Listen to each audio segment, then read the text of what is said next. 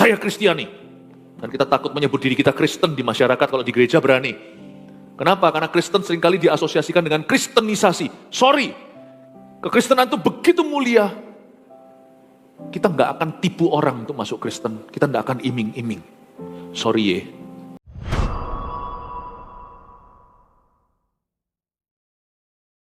Kami mengakui dengan mulut dan lidah bibir kami bahwa Engkaulah Mesias, Anak Allah, Juru Selamat dunia, dan Juru Selamat kami secara pribadi. Kami tahu karena pengakuan itu kami dibenarkan. Dosa kami diampuni karena kami percaya kepadamu. Tuhan, kami ikut Engkau. Seumur hidup kami ikut. Sampai mati kami ikut. Sampai ke sorga kami ikut. Engkaulah Mesias. Engkaulah yang diurapi. Dan kami sangat-sangat menjadikanmu panutan kami terutama dan satu-satunya. Yesus, Kau ada di tata. Sejak kami lahir baru menerimamu, bukan kami lagi yang hidup, tapi Yesus yang hidup di dalam kami. Makasih Tuhan, ajari kami taat pada perintah-Mu. Beri kami hikmat, beri kami kuasa, khususnya untuk menempuh tahun depan, di tahun yang baru, berapa hari lagi. Bapak terima kasih, sembunyikan hamba di balik salib-Mu. Di hari Natal ini kami mau merenungkan cerita di dalam Alkitab dan mendapat hikmat Allah. Dalam nama Yesus kami berdoa. Amin. Puji Tuhan, haleluya. Shalom, kasih tepuk tangan untuk Tuhan. Saya bangga sama agama saya. Karena agamaku bukan sekedar agama semata-mata. Kekristenan bukan hanya sebuah agama, tapi jalan keselamatan, jalan kehidupan, dan kebenaran. Kekristenan adalah hubungan yang pulih dengan Allah pencipta lewat penebus yang Dia utus, yaitu Yesus Kristus, mati di kayu salib di Golgota untuk saya. Kekristenan bukan hanya Juru Selamatnya meninggal karena dosa kita, karena Dia dipakukan di kayu salib itu untuk menghapuskan semua salah kita, tapi Dia bangkit pada hari ketiga. That's Christianity. Kekristenan tidak percaya reinkarnasi, tapi kebangkitan orang-orang mati. Saya Kristiani. Dan kita takut menyebut diri kita Kristen di masyarakat, kalau di gereja berani. Kenapa? Karena Kristen seringkali diasosiasikan dengan kristenisasi. Sorry, kekristenan itu begitu mulia. Kita nggak akan tipu orang untuk masuk Kristen. Kita nggak akan iming-iming. Sorry ya. Maaf ya. My religion, my faith, imanku begitu glorious. Orang mau masuk itu harus berebut. Sempit jalannya, lebar jalan dosa. Kita nggak akan pancing-pancing orang untuk pindah agama. Orang itu masuk ke Kristenan yang benar adalah karena encounter, karena ngalami Tuhan. Karena karya dia alami, karya Roh Kudus, karena firman Allah dihidupkan, karena roh orang itu dibangkitkan. Roh yang mati, yang tidak bisa kenal Allah, tidak bisa lebih dari agama, tidak punya hubungan istimewa, dibangkitkan dari dalam oleh kuasa kebangkitan Kristus. Saya ingin Anda untuk mengerti dulu sebelum saya bahas lebih lanjut. Kata Nazaret itu mulia kalau diasosiasikan dengan anugerah, kasih karunia. Yesus dari Nazaret, yang kau hina, yang kau tolak, yang para ahli Taurat, orang Farisi berkata, emangnya ada nabi yang keluar dari Nazaret? Emangnya ada orang besar dari sana? Bukankah itu perkataan mereka ketika Nikodemus membela Tuhan? Dia berkata, apa kamu juga pengikutnya? Emangnya kamu cek coba di dalam hukum Taurat. Adakah sesuatu yang bagus dari Nazaret? Adakah nabi besar dari sana? Kalau itu diasosiasikan dengan anugerah, Yesus yang kau tolak, yang kau hina, perkara sederhana yang kau anggap apa itu, justru dipilih oleh Tuhan untuk mempermalukan mereka yang merasa dirinya bisa. Dan katakan dalam nama Yesus orang Nazaret itu, setan kau keluar, sakit kau sembuh. Tapi kalau di dalam masyarakat saya dinasranikan untuk menunjukkan betapa minoritasnya saya berkata, no, I am a Christian. Aku orang Kristen. Dan aku bangga dengan iman dan agamaku. Tapi dari cerita tentang Nazaret ini kita pelajari sesuatu. Bahwa Yesus itu ingin menunjukkan pada kita bahwa Dia itu merendah serendah-rendahnya untuk bisa jangkau semua orang. Yesus bisa bicara sama orang kaya, Yesus bisa bicara pada orang miskin, membawa kabar baik kepada mereka. Yesus bisa layani Pilatus, Dia bisa layani orang-orang di tempat tinggi, bahkan bicara sama Raja Herodes. Tapi Yesus juga menjamah seorang pengemis yang menderita. Saya ingin Anda untuk mengerti bahwa Yesus bukanlah seorang juru selamat yang susah kita approach atau kita susah merasa dekat. Yesus bukanlah seorang penebus yang tidak bisa kita jangkau. Yesus itu sama sekali tidak mengintimidasi.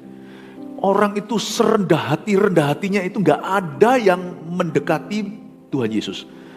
Orang itu yang paling, kalau Anda tahu seseorang di hidupmu itu yang sangat baik, sangat rendah hati, itu gak ada apa-apanya sama Tuhan. Ya orang itu baik-baiknya itu ya Yesus itu. Rendah hatinya itu ya Yesus itu. Tulus-tulusnya itu gak bisa melebihi Yesus. Sungguhan loh, jangan jadi orang Kristen yang cuma pengetahuan. Kenallah Tuhanmu. Gak ada orang baik itu sebaik Yesus, gak ada. Gak ada orang sebersih Yesus itu gak ada. Gak ada orang setulus Yesus itu gak ada. Gak ada orang sepolos Yesus itu gak ada. Gak ada orang sesmart Yesus itu gak ada. Gak ada orang segagah, mungkin dia bukan paling tampan mungkin ya. Tapi gak ada orang yang lebih berwibawa, itu gak ada. Yesus itu pol-polannya baik itu. Yesus itu pol-polannya rendah hati, pol-polnya lemah lembut itu. Jadi kalau orang takut dekat sama Yesus itu salah paham besar-besaran. Kalau orang itu merasa Yesus jual mahal, gak jawab doanya itu salah ngerti dia. Yesus itu orang murah hatinya itu Yesus. Dikit-dikit kita senggol, bukan senggol bacok. Yesus kalau kesenggol itu kasih karunia keluar. Bahkan orang pegang puncak jubahnya aja 12 tahun pendarahan berhenti. Murah hatinya itu gak bisa melebihi Yesus siapapun di dunia ini. Kalau Anda tahu juru selamat yang ditaruh di palungan itu siapa di hidupmu, Anda tidak akan takut lagi akan hari esok. Anda tidak akan khawatir lagi. Dia menyebut dirinya orang Nazaret supaya bisa jangkau semua orang. Supaya semua orang bisa relevan, semua orang bisa relate ke dia. Saya kagum dengan Tuhan Yesus. Makin hari saya kenal Tuhan, makin kenal beliau, semakin kagum hatiku. Sungguhan loh. Dibeli berapapun imanku, aku tidak mau. Saya tidak akan tinggalkan Yesus. Saya ngomong gini dengan anugerah, bukan sok-sokan seperti Petrus. Aku mau mati dengan kamu, lalu besoknya dia menyangkal. Berapa jam kemudian dia nyangkal Tuhan? Berapa hari kemudian maksudnya? Enggak ya, tapi izinkan saya ngomong dari hati saya. Dibeli berapapun tidak mau. Saya mau ikut Yesus sampai mati. Saya mau ikut Yesus sampai ke sorga. Dijawab atau tidak jawab doa saya, mujizat terjadi atau belum terjadi. Aku mau ikut Tuhan sampai selama-lamanya. Siapa di sini setuju dengan saya? Kasih tepuk tangan untuk Tuhan Yesus. Oke.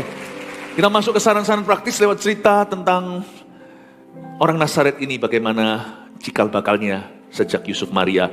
Buka dengan saya Matius 2 ayat 13 sampai akhir pasal ayat 23. Penyingkiran ke Mesir ayat 13. Setelah orang-orang Majus itu berangkat, nampaklah malaikat Tuhan kepada Yusuf dalam mimpi dan berkata, bangunlah, ambillah anak itu serta ibunya, larilah ke Mesir dan tinggallah di sana sampai aku berfirman kepadamu, karena Herodes akan mencari anak itu untuk membunuh dia.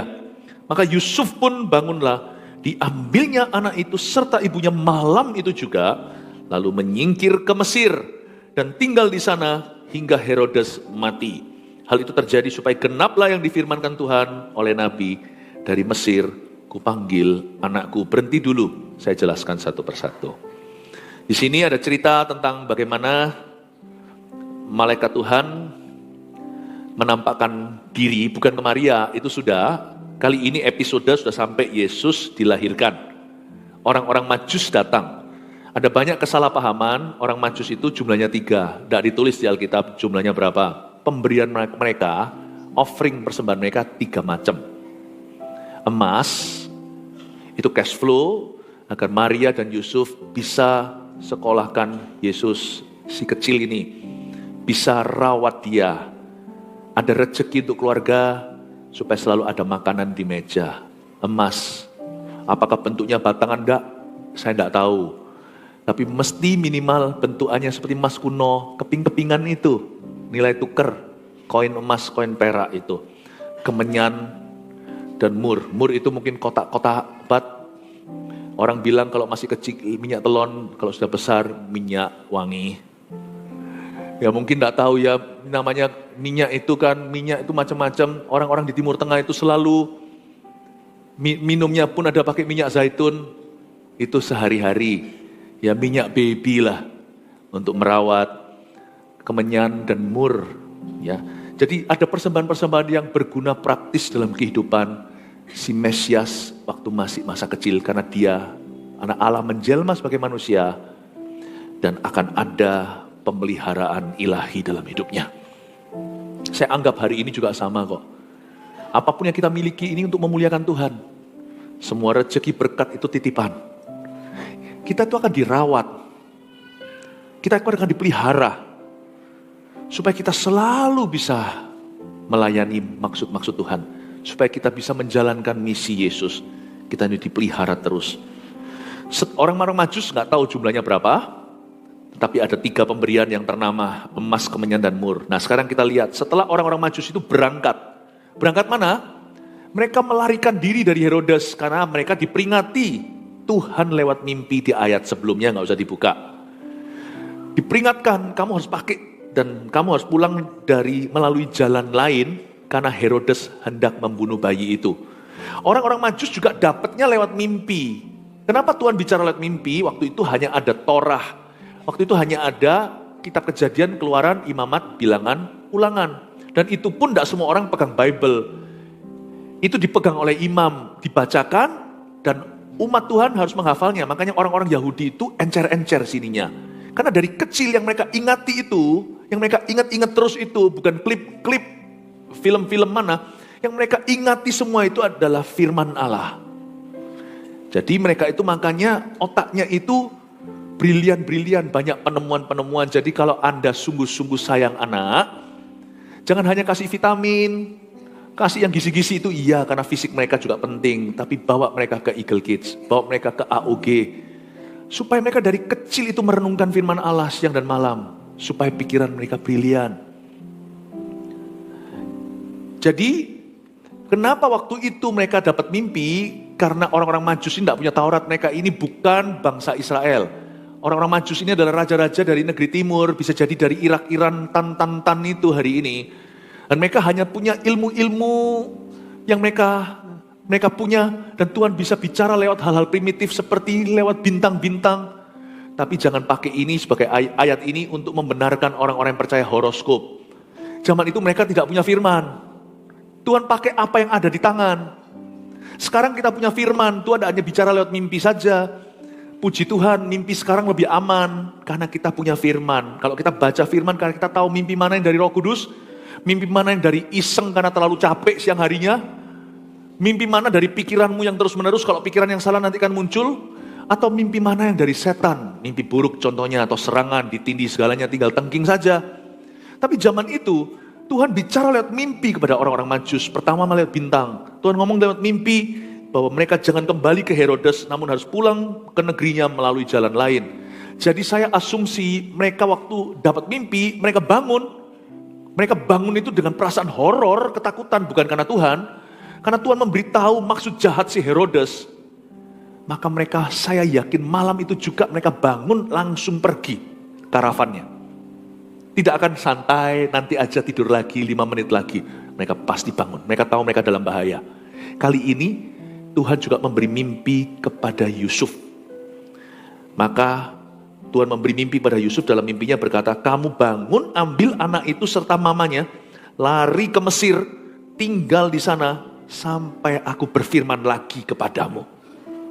Bapak Ibu Saudara, sekalipun hari ini kita punya Alkitab di tangan, kita harus punya personal relationship, hubungan pribadi dengan firman, apalagi memasuki tahun baru 2025, kalau Anda tidak punya hubungan pribadi dengan firman, berarti Anda orang Kristen lemah.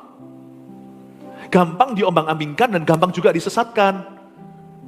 Kalau Anda dan saya punya hubungan pribadi dengan firman, ngerti nggak ngerti kita punya disiplin rohani untuk merenungkannya setiap hari, kalau bisa itu fix gitu loh. Seperti orang fitness, ya, angkat besi 10 kali, repetisi 3 kali. Jangan pernah sebentar makan banyak, sebentar makan kurang, nanti sakit mah.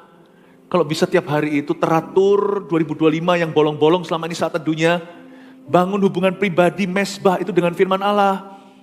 Saya sarankan Anda baca 2-3 pasal sehari, itu fix ngerti nggak ngerti.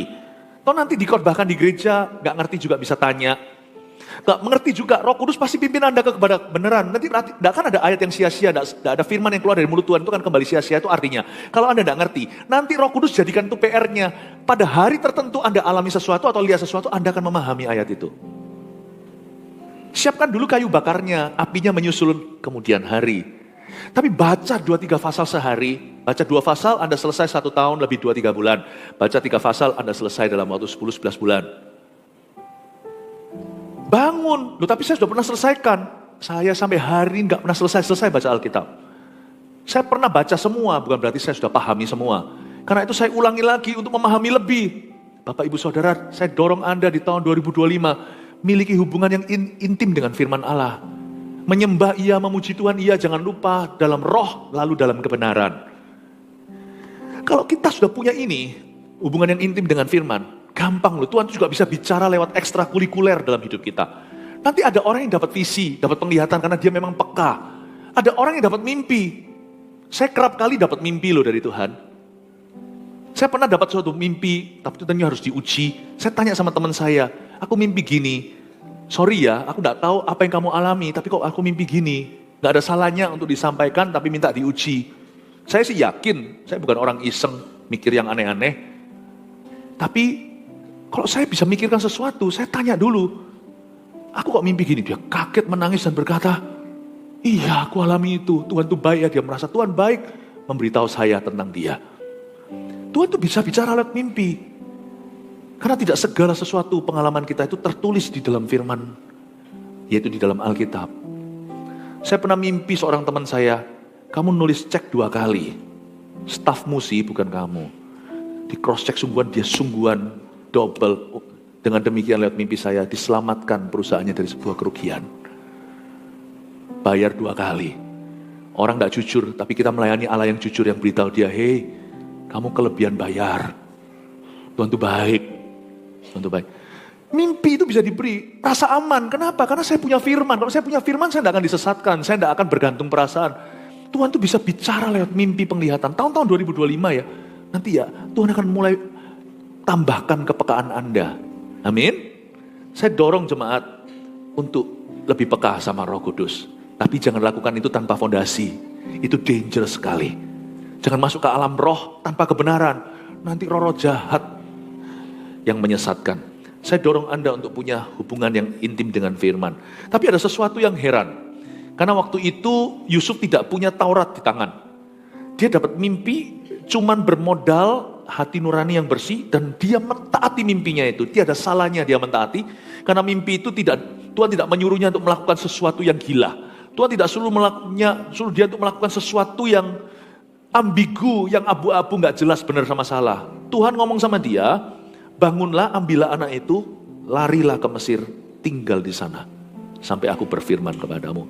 Dan luar biasanya Yusuf langsung taat. Sebab ada ayatnya kemudian, maka Yusuf pun bangunlah ayat 14, diambilnya anak itu serta ibunya. Malam itu juga langsung pergi. Lalu menyingkir ke Mesir.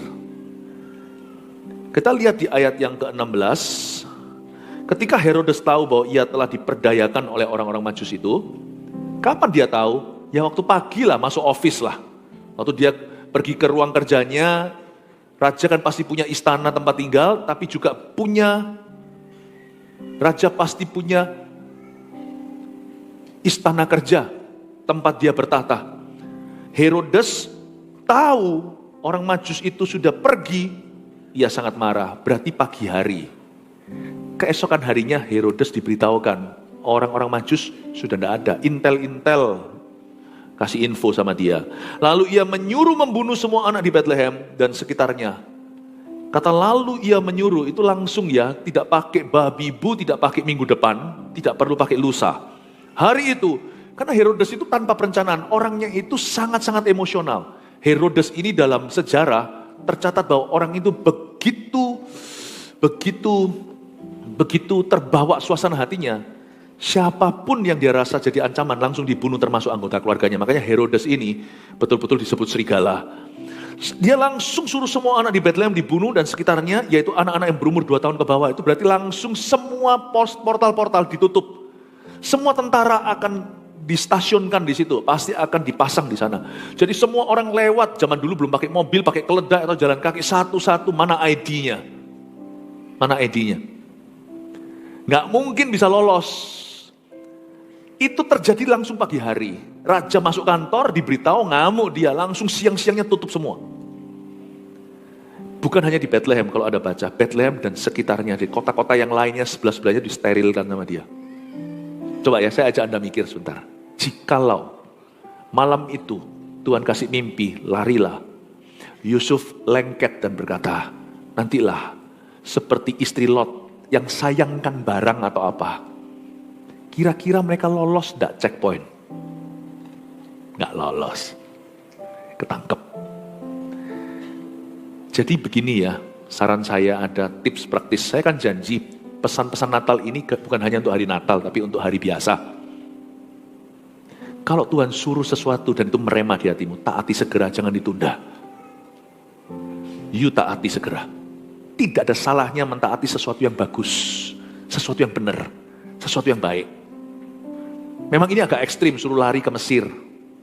Tapi anyway, Yusuf memang bukan dari situ sih. Yusuf itu ke Bethlehem gara-gara sensus. Bawa Maria yang bunting, dibawa ke sana lahir di palungan lagi. Memang bukan tempatnya, tapi sama Tuhan diberitahu, hengkang segera. Kamu jangan tunggu 1 bulan lagi atau 1 minggu, bahkan 1 hari lagi, bahkan berapa jam lagi. Bangun, bawa anak itu pergi dari Yudea. Bawa pergi. Tuhan itu cengli, bahasa Hokiannya. Tuhan itu masuk akal. Meskipun kadang-kadang yang dia suruh yang dia suruhkan kepada kita untuk kita lakukan itu kadang-kadang susah. Tapi Tuhan itu cengli. Jangan jadi orang ngeroh yang aneh-aneh. Wah, Tuhan suruh aku quit my job. Saya pernah sekali didatangi satu orang, saya siap jadi full timer. Loh, siapa? Saya bahkan tidak tahu namanya. Saya sudah quit job saya disuruh Tuhan. Saya bilang, saya justru tidak akan hire kamu. Karena full timer harus berhikmat, nanti ajari apa ke jemaat? Sorry ya, hanya orang yang tidak bijaksana yang quit jobnya dulu lalu siapa mau terima?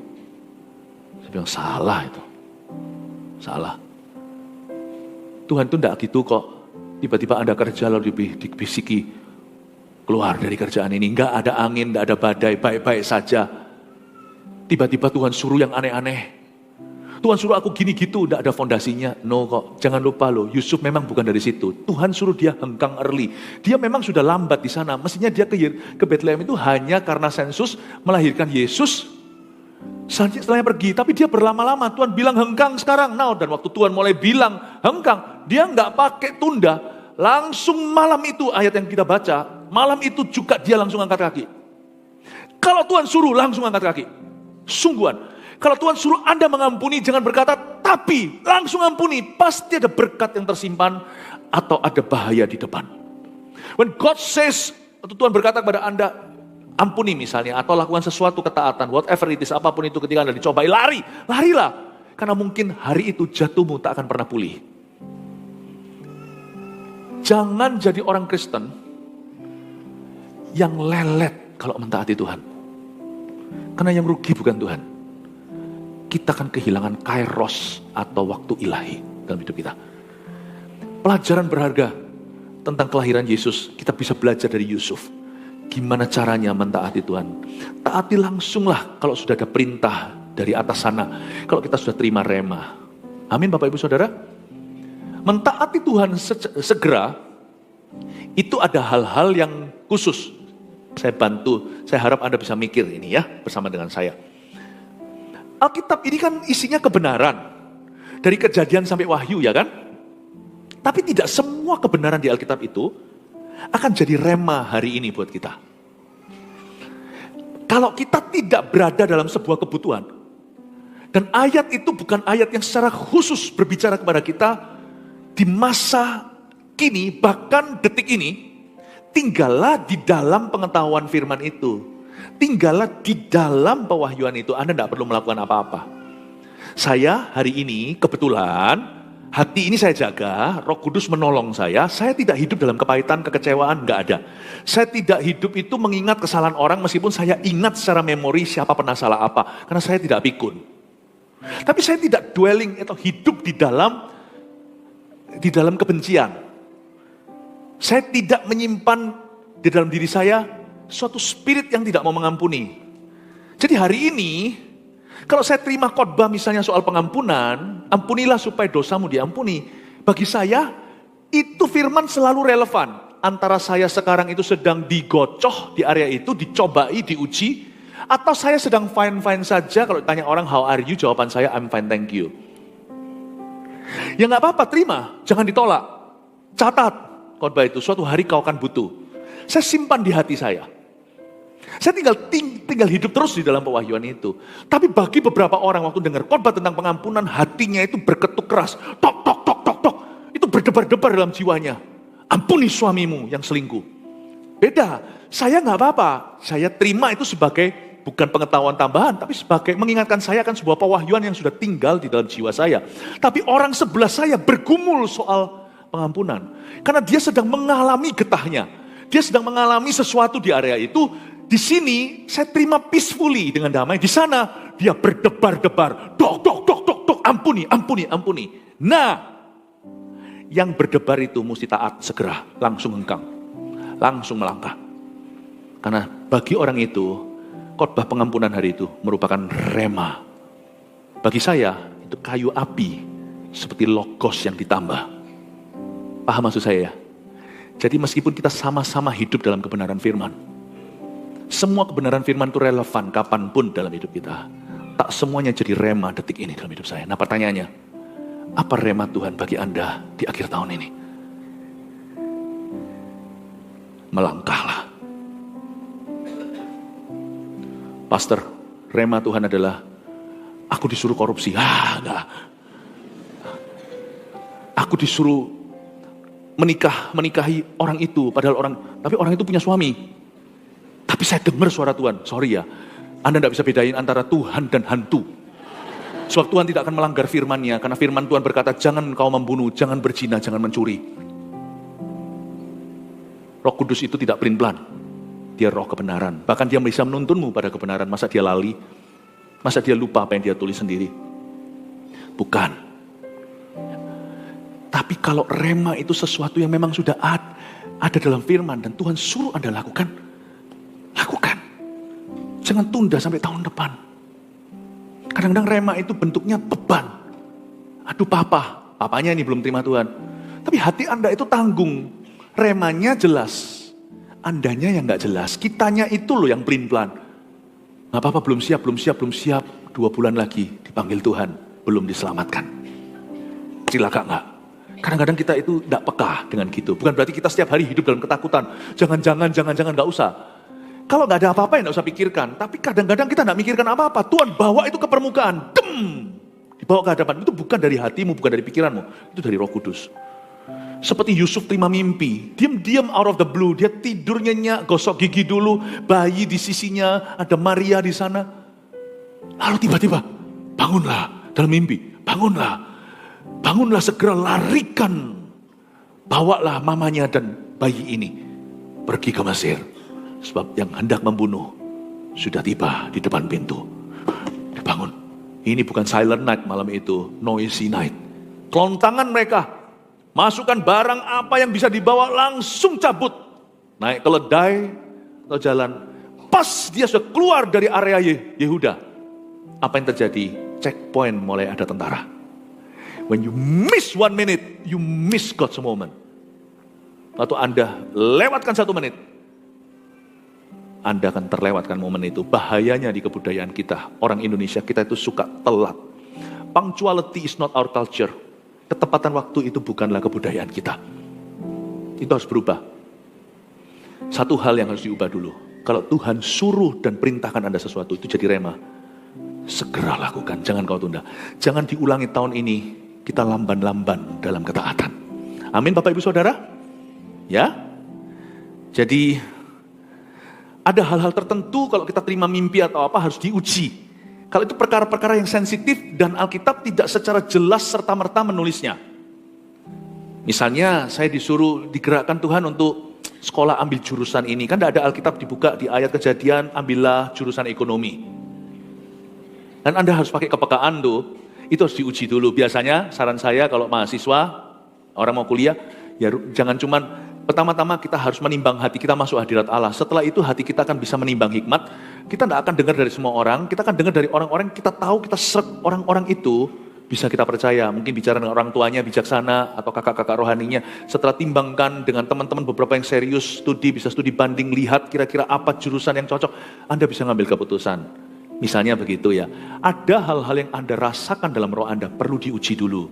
Kalau itu bukan langsung tertulis dalam firman. Tapi tidak bisa tidak, Anda harus punya frameworknya dulu, harus punya bingkainya dulu, harus punya window, harus punya jendelanya dulu. Itu adalah firman yang Anda baca tiap hari, yang menjadi pelita bagi kaki dan terang bagi jalan. Paham ya Bapak Ibu? Tapi ada firman-firman tertentu yang waktu ngerema sudah gak perlu diuji. Karena firman-firman itu jelas-jelas tertulis dalam Alkitab. Berkatilah mereka yang mengutukimu, misalnya. Ampunilah mereka yang bersalah kepadamu. Tidak usah tanya lagi, Tuhan, apakah engkau menghendaki itu aku mengampuni dia? Tuhan akan jawab dari sorga, benar nak, tapi malaikat di samping kanan kiri kananmu akan berkata, ya iyalah. Gak usah tanya Tuhan lagi. Ada hal-hal tertentu yang sudah jelas-jelas tertulis, tidak perlu negosiasi. Kalau Anda nanti di sini tiba-tiba jalan keluar ini kan ada lampu merah sebelum Anda muter. Kalau hijau, gak usah telepon Menteri Perhubungan. Anda yang punya SIM tahu, kalau SIM itu sah loh ya.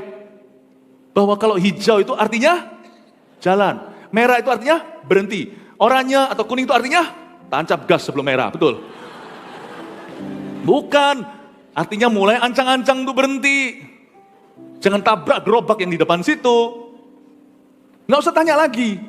Kalau itu sudah jelas-jelas tertulis di dalam Alkitab, you nggak usah tanya. Kalau ada gerakan di hatimu, lakukan. Kalau ternyata bukan Tuhan gimana? Nggak apa-apa sih. Kalau kita mentaati sesuatu yang Tuhan tidak suruh padahal tertulis di Alkitab, nggak ada. Nggak ada yang salahnya. Yang ada hanyalah bonus ketaatan. Nangkep ini Bapak Ibu Saudara? Saya pelajari waktu ini ya, saya renungkan. Itu langsung loh dipasang pos-pos tentara. Pagi hari waktu Herodes ke kantornya. Dengan demikian genaplah firman ayat 17 disampaikan oleh Nabi Yeremia. Terdengarlah suara mah di Ramah, tangisan ratap yang amat sedih. Rahel menangisi anak-anaknya, ia tidak mau dihibur sebab mereka tidak ada lagi. Bayangkan Yusuf dan Maria baru keluar, lalu tiba-tiba semua checkpoint itu diaktifkan, dia baru menoleh ke belakang, tangisan mama-mama. Jangan ambil anakku, jangan ambil. Langsung, tangisan. Langsung menangis keras-keras. Saya rasa Maria bergetar melihat itu. Dan Yusuf berkata, Yusuf kan cuma manusia biasa. Dia ambil resiko, ini Tuhan atau enggak ya? Karena Yusuf bukan nabi loh. Dia bahkan bukan imam. Dia bukan suku Lewi. Yesus itu suku Yehuda. Dia juga bukan nabi. Yusuf ini tukang kayu. Dia waktu lihat, dalam hati pasti gumun begini. Untung aku langsung taat. Untung aku langsung taat. Untung. Bapak Ibu, mungkin berapa kali di tahun 2024 ini kita nggak taat lalu dikasih kesempatan lagi. Jadi akhirnya jadi kecanduan, kesempatan kedua. Tapi tidak semuanya gitu loh di hidup ini. Kadang-kadang akan tiba saatnya di mana kesempatan dua tidak ada lagi. Paham maksud saya Bapak Ibu? Mungkin kita sudah biasa dimanja oleh sorga. Ya sudah nggak apa-apa, selalu ada lain kali. Selalu ada lain kali, selalu ada lain kali. There is a time in your life. Mungkin beberapa berkat terbesar hidupmu akan diberikan Tuhan tanpa seperti main monopoli kartu kesempatan. Ingat ya, monopoli masih ingat gak? Kesempatan dan kartu dana umum. Yang gak tahu berarti usianya milenial. Karena orang sekarang gak main monopoli. Kalau kesempatan kan enak ya, keluar dari penjara ya Pak ya. Dulu pernah curang gak disimpan di kantongnya? Pernah, ayo sama saya. Saya dulu malah beli beberapa kartu lepas dari penjara. Zaman saya dulu belum bertobat, nakalan kalau main sama teman-teman. Jangan keenaan. Ada berkat-berkat tertentu di hidupmu, Tuhan tidak kasih dana umum, Tuhan tidak kasih kartu kesempatan. Yusuf Maria, padahal momongannya itu adalah anak Allah yang maha tinggi. Tidak ada kesempatan kedua loh, momongannya loh, Anda lihat. Jangan kau dan aku kira, hanya karena momonganmu itu penting sekali. Hanya karena pekerjaanmu penting, misimu penting. Saya aja sebagai misionaris, saya tidak berani main petak umpet, tebak-tebakan dengan Tuhan, untung-untungan. Hubungan saya dengan Tuhan tidak berdasar luck, obedience. Momongannya itu Kristus loh. Keluar gitu langsung checkpoint, tek, tutup langsung. Baru keluar langsung, ditarik-tarik tuh bayi. Jangan ambil anakku, jangan ambil anakku. Dia baru noleh mungkin ya. Berapa ratus meter. Pegang bayi Yesus. Yesus berkata, ayo sayang, jalan terus. Ini kok saya jadi drama ya. Lumayan, terima saya di Creative Ministry ya. Jalan terus, jangan noleh. Karena di luar itu Mesir sudah bukan wilayah pemerintahnya Herodes. Sudah bukan. Dia telat sedikit, dia termasuk salah satu daripada Rahel yang meratap. Beberapa berkat akan melayang di dalam kehidupan orang-orang yang tidak pernah serius dengan Tuhan. Anda akan gigit jari dan meratapi. Saya bernubuat, karena ini sudah akhir tahun, jadi saya kan janji, ini bukan pesan Natal untuk Natal saja, tapi pesan Natal untuk setiap hari. Saya bernubuat, akan ada beberapa orang, dunia berkata, you get lucky, kamu untung ya, bukan. Karena kita punya komitmen disiplin untuk taat sama Tuhan, itu tiada duanya. Tapi ada beberapa orang yang asal dengan Tuhan. Saya nubuatkan, lanjutan dari tahun ini akan ada orang gagal baru, ada orang sukses baru. Hati-hati. So saya sebagai gembala sidang ingin melihat Anda semua diberkati dan jadi berkat. Yang percaya kasih tepuk tangan untuk Tuhan. Ya. Ayat 19. Setelah Herodes mati, nampaklah malaikat Tuhan kepada Yusuf dalam mimpi di Mesir katanya. Ini berapa tahun kemudian ya? Herodes mati. Bangunlah, ambillah anak itu serta ibunya dan berangkatlah ke tanah Israel. Karena mereka yang hendak membunuh anak itu sudah mati. Ayat 19 dan 20 ini sungguh-sungguh humbling. Yesus itu tidak dapat perlakuan khusus. Memang dia didatangi orang Majus. Lalu malaikat datang di padang gembala ngomong bahwa hari ini joy to the world, sukacita bagi bumi, damai sejahtera di sorga. Damai di bumi, sukacita di sorga. Tapi Herodes sekalipun bernafsu membunuh, nggak langsung dibuat mati loh. Kita jangan pernah berfantasi bahwa musuh-musuh kita tiba-tiba dibantai sama Tuhan. Mentang-mentang kita benar. Pembelaan, penyertaan itu selalu sinonim dengan pembelaan. Tuhan, orang itu jahat sama aku. Hukum dia. Gaya Yunus kepingin hukum Niniwe aja. Ini anak Allah. Ingat momongannya.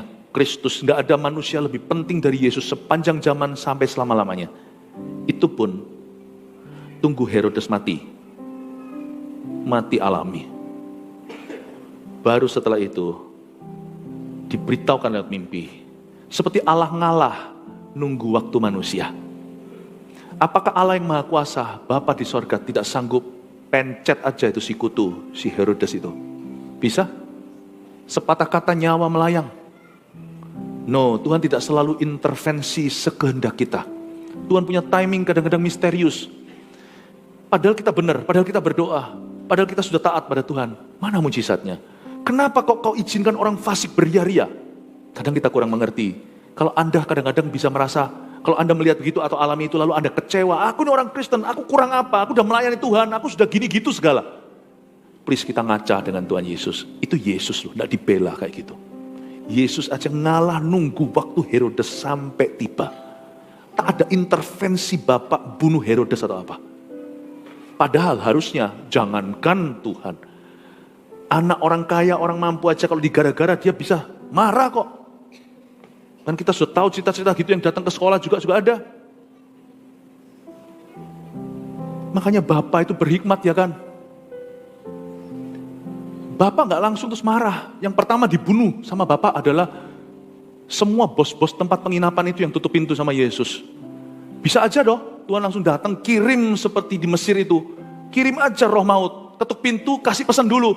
Kamu tadi yang nolak ya, anak jenderal dan panglima bala tentara Allah. Kamu yang menolak anak Allah, kamu menolak putra mahkota surga, mati kau.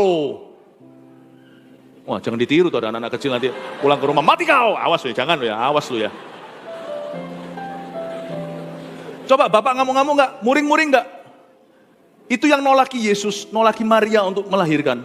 Semua tempat penginapan. Kalau sana raja, itu pangeranmu, dititipkan sama babysitternya, Yusuf dan Maria, kemana-mana restoran tolak, gak dibeli apa restorannya? Kemana-mana hotel tolak. Kalau dia yang punya dunia, itu kalau sudah pejabat tidak takut akan Tuhan, pasti dipermasalahkan, dicabut izinnya. Kamu nolak anakku. Bapak tidak gitu, coba Anda baca. Karakter Bapak itu seperti apa? Bukan berarti dia kurang cinta sama kita. Bapak tidak pakai cara preman yang kita harapkan. Bapak itu punya timing. Bapak itu punya cara. Metodenya kadang-kadang kita nggak ngerti, tapi Tuhan itu selalu benar. Pada akhirnya kita akan memahami suatu hari, oh gitu maksudnya. Nggak ada satupun tempat penginapan itu dibuat mati. Nggak ada satupun. Dan juga Herodes pun yang sudah sejahat itu tidak dibuat mati langsung.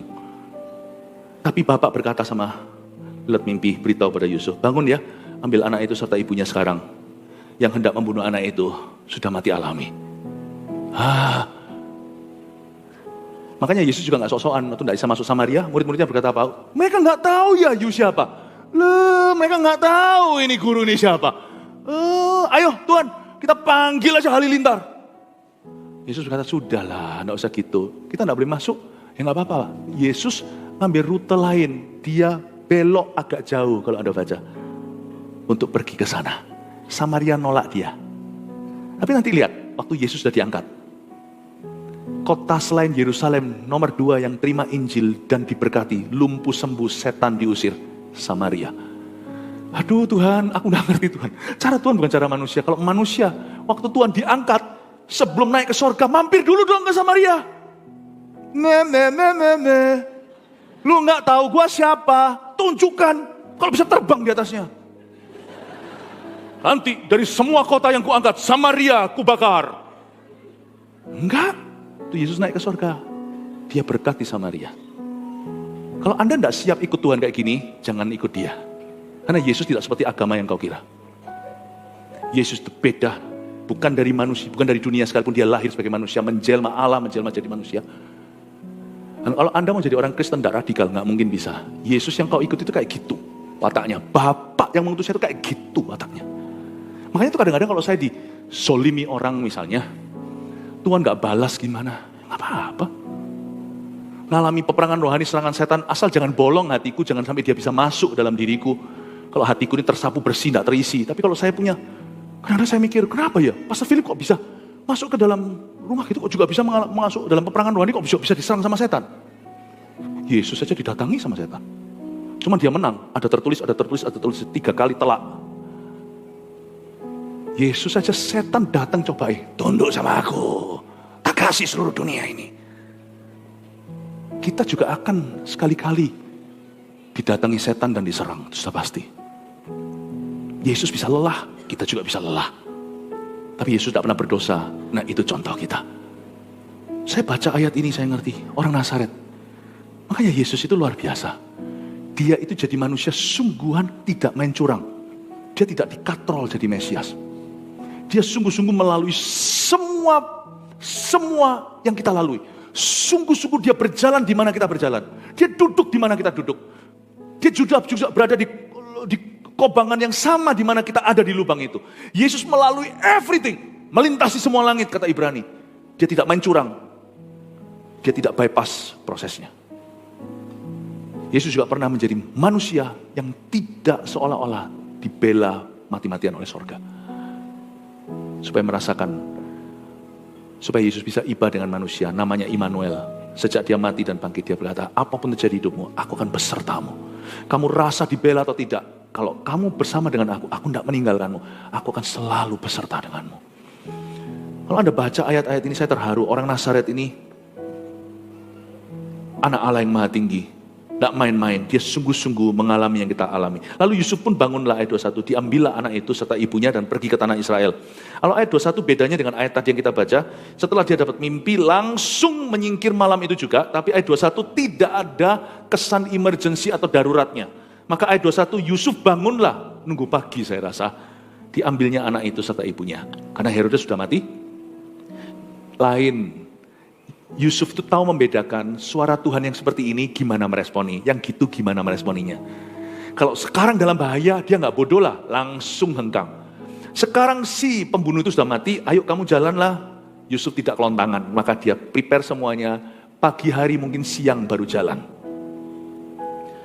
Ayat 21, ayat 22. Tetapi setelah didengarnya bahwa Arkelaus menjadi raja di Yudea menggantikan Herodes ayahnya, ia takut ke sana karena dinasihati dalam mimpi, pergilah Yusuf ke daerah Galilea. Jadi waktu dia pergi ke tanah Israel, dalam perjalanan dia ganti rutenya, waktu dia mau kembali ke Bethlehem, ke daerah Yudea, dia diberitahu lewat mimpi, ya, dinasihati untuk pergi ke daerah Galilea. Tapi mimpi itu datang setelah dia riset dulu. Kali ini Tuhan tidak semerta-merta langsung kasih mimpi, karena itu emergency. Yusuf tidak punya pikiran apa-apa, manusia tidak bisa membayangkan masa depan. Tuhan beritahu, engkau pergi sekarang juga cabut ke Mesir, bawa mama dan anak. Tapi nantinya, ketika dia itu, setelah dia mendengarnya, nantinya itu bukan lewat mimpi dulu, tapi dia terus kontak dengan orang-orang di sana, dan dia tahu dan dia dengarkan berita, ternyata Raja Herodes sudah mati, dia boleh kembali. Setelah didengarnya bahwa Arkelaus menjadi raja di Yudea, dia waktu-waktu dia tahu lewat mimpi dinasihatin untuk ke Galilea, baru dia ganti arah anginnya. Setibanya di situ ia pun tinggal di sebuah kota yang bernama Nazaret. Hal itu terjadi supaya genaplah firman yang disampaikan oleh nabi-nabi bahwa ia akan disebut orang Nazaret. Perhatikan poin saya yang ini, poin ini. Bahwa Tuhan tidak selalu bicaranya lewat perkara supranatural. Tapi kita juga harus bisa mengelola informasi secara alami. Misalnya kita dengar informasi seperti ini, kita jangan cepat-cepat panik dulu, kita jangan cepat-cepat bereaksi. Selalu cari lebih dulu apa respon hati yang ideal di hadapan Tuhan ketika kita dengar sesuatu. Manusia zaman sekarang itu, zaman hoax itu gampang sekali terbawa berita. Dan semuanya itu jadi orang-orang yang gampang sok pinter. Seperti kita itu bukan hanya kepo ya atau ingin tahu, tetapi kita itu rasanya gampang sekali menemukan konklusi. Saya harap selama ini kami sudah memberi contoh yang baik bagaimana kami itu tidak orangnya tidak reaksional. Semuanya itu tenang. Dan orang yang tenang adalah orang yang bijaksana. Yusuf itu mengelola. Dia tahu didengar bahwa Herodes sudah tiada. Lalu dia ambil keputusan untuk kembali. Tapi waktu mau kembali itu, dia dengar lagi bahwa Arkelaus, anaknya Herodes, itu sama gilanya sama papanya. Semua orang dibunuh sama dia. Waktu dia terima informasi, ini anaknya, dan dia tahu profil anak itu segila apa. Dia berkata, enggak wis, aku enggak ke sana. Tidak disuruh sama Tuhan, sama Bapak, tidak dapatkan penglihatan dari Roh Kudus, dia membuat keputusan yang dikonfirmasi nanti dalam mimpi dan dikasih alamat baru, pergilah ke Galilea. Paham ya? Berarti Bapak Ibu Saudara, untuk menemukan kehendak Allah di tahun 2025, pakailah akal sehatmu. Kadang-kadang Tuhan bicara lewat sesuatu yang supranatural, selalu dalam firman, tapi Tuhan juga bisa bicara lewat perkara-perkara alami yang ada di sekelilingmu. Jadi kalau Anda itu, karena itu hati-hati apa yang kau dengarkan, jangan isi otak dengan sampah, semua gosip, fitnah, segala. Kalau misalnya kita menerima suatu pesan singkat atau apa, uji dulu sumbernya. Jangan reaksional, pakai akal sehat untuk mengambil keputusan, karena 2025 dunia akan semakin menggila. Tapi orang Kristen akan semakin tenang.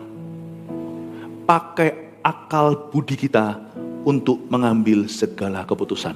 Nanti waktu kita kelola apa yang kita tahu, selalu persembahkan kepada Tuhan dalam doa. Tuhan, ini menurut hematku dan pengetahuanku, tapi bukan kehendakku, namun kehendakmu yang jadi. Waktu kita masuk dalam persekutuan dengan Roh Kudus, Tuhan akan kasih konfirmasi, yang ini boleh, yang ini jangan. Karena itu jangan datang sama Tuhan itu dengan kosongan. Tuhan, nyatakan kehendakmu. Nang ning nong. Gak tahu dari mana nanti jatuh dari langit. Enggak. What you know, commit that to the Lord. Apa yang kau tahu, komitkan itu ke Tuhan. Orang Kristen juga harus mau cari tahu. Tapi jangan tahu segala sesuatu. Makanya itu saya berhati-hati supaya nanti masuk hadirat Allah, jangan buang waktu. Orang yang isi dengan sampah, masuk hadirat Tuhan 15 menit itu cuma detox. Setengah jam juga detox. Ada orang 2 jam masuk hadirat Allah juga gak dapat apa-apa karena isinya cuma buang sampah. Kalau saya masuk dengan sedikit sampah, akal budi saya lebih gampang saya ketemu kebenaran. Lebih gampang dapat peneguhan sama Tuhan. Amin. Jagalah hatimu dengan segala waspada.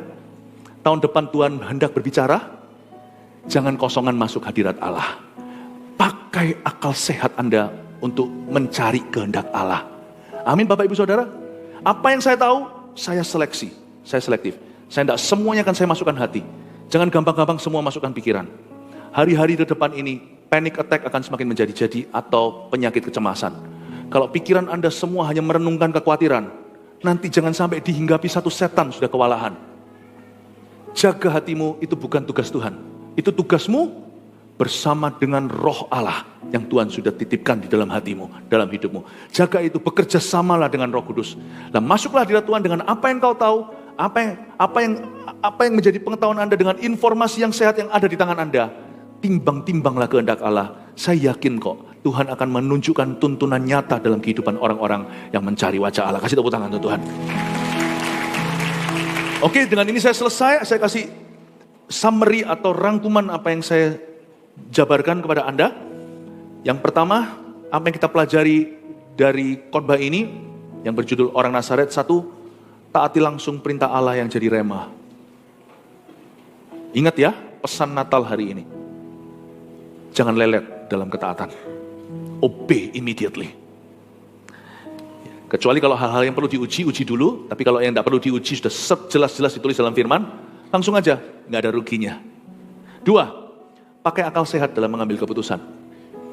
Setiap hari doakan ini. Tahukah Anda, ini medan peperanganmu, bukan ini. Hati kita tuh selalu milik Yesus. Pernahkah ada kita merasa gini, hatiku tuh mau, tapi aku nggak bisa. Hatiku itu ingin melayani Yesus, tapi ini ku kacau, kepingin doa, hatinya tuh rindu. Makanya kita itu sampai tutup pintu, setel lagu. Kita tuh kepingin rasanya itu mengalami Allah. Kita itu sungguh-sungguh mau doa, hatinya itu sudah mendorong dia. Hatinya itu sudah menariknya. Tapi waktu di dalam ruang doa, nggak bisa doa, nggak bisa merasakan hadirat Allah, karena ininya lagi kalut. Setiap hari berdoalah, Tuhan, bantu aku menjaga apa yang masuk ke sini. Karena 2025, Tuhan akan pakai otakku. Hatiku yang memerintah ya, tapi hatiku akan memilah-milah pikiranku. Otakku ini akan menjadi gudangnya Tuhan, gudang ilahi. Segala macam informasi ini itu, oh Arkelaus sudah jadi raja, kalau gitu aku jangan pergi. Bisa dengan begitu bijaksananya Yusuf berkata, kalau gitu kita jangan ke Bethlehem, jangan ke tanah Yudea. Kenapa? Anaknya sama gila sama papanya. Aku tidak akan bawa bayiku, sudah bukan bayi lagi waktu Yesus sudah umur sekian. Aku tidak akan bawa anak istimewa ini ke sana. Common sense. Otaknya sehat, bisa mikir yang sehat pula.